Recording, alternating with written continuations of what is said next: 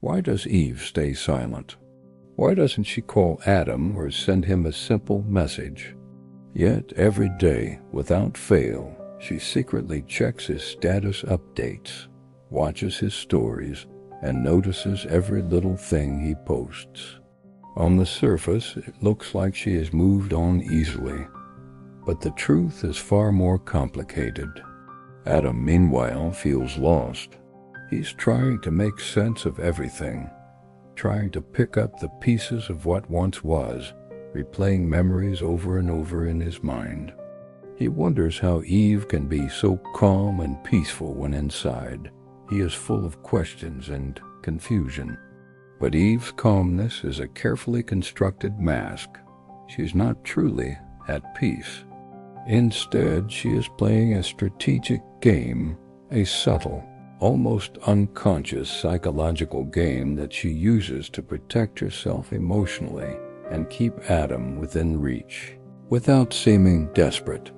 Eve hasn't forgotten Adam. She thinks about him, the moments they shared, the laughter, the arguments, the silence that followed. Even though she won't admit it out loud, a part of her holds on to those memories, clinging to the hope that something might still be possible. But reaching out first? That's not an option for Eve.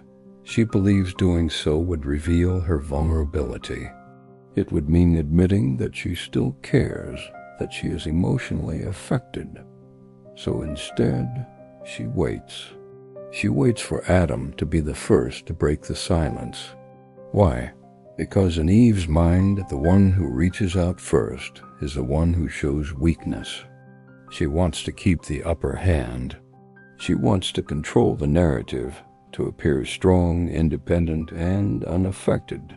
This is not about indifference. It's about power, emotional power.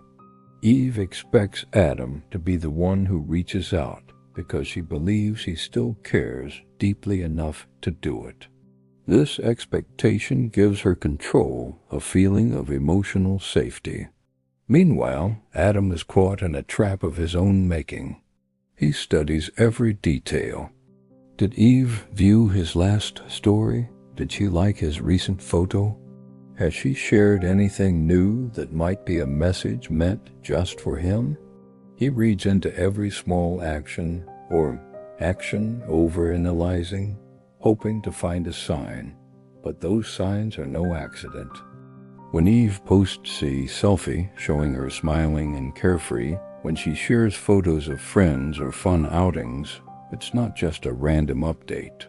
It's a message to Adam.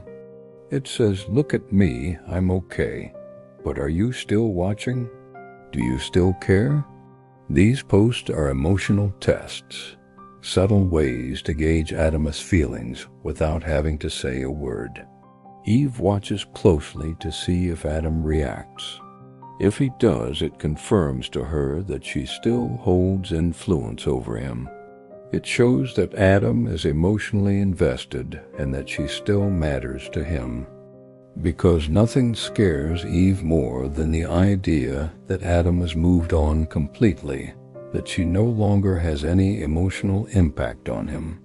So she continues this silent game, carefully controlling what she reveals and what she withholds. At the same time, Adam's heart is full of conflicting emotions. He feels longing and pain, hope and frustration. He wants to reach out but fears rejection. He wants to break the silence but worries that doing so will make him look weak.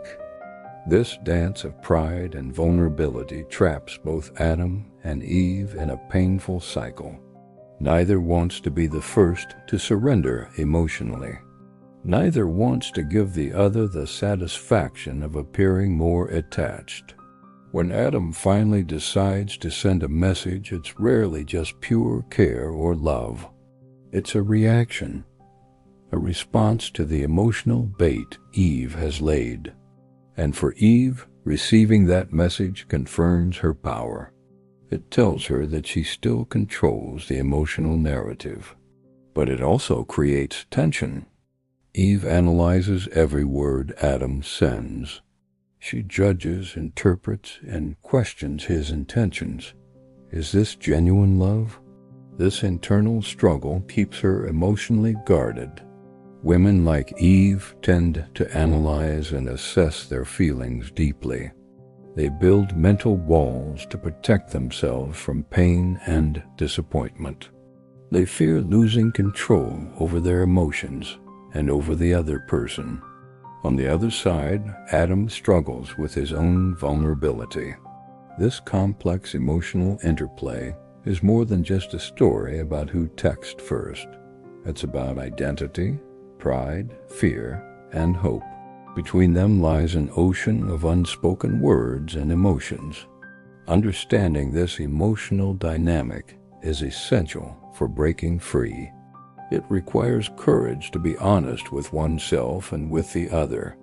It demands vulnerability, the willingness to risk pain for connection. Only then can Adam and Eve move past the silent standoff and find real communication. Because true connection isn't about games or control. It's about truth, empathy, and openness. Let's imagine a moment inside Eve's mind. She scrolls through Adam's profile for the third time that day. She sees his latest photo, smiling with a group of friends. Her heart tightens, but she tells herself, "I'm fine, I'm strong." But deep down, she wonders if Adam misses her, like she misses him. She debates in her mind whether she should send a message. But the voice of pride whispers louder. Don't be the first to reach out. Stay in control. At the same time, Adam sits staring at his phone. He hesitates over the keyboard, unsure if he should write. His fingers hover over the keys. What if she's moved on? What if she never wants to talk again? He deletes what he typed and starts again. This invisible battle of willpower and emotion goes on for days. Both are prisoners of their own fears. They want to reach out but fear rejection. This invisible war is silent, but its effects are loud. Heartache, confusion, and frustration fill their days.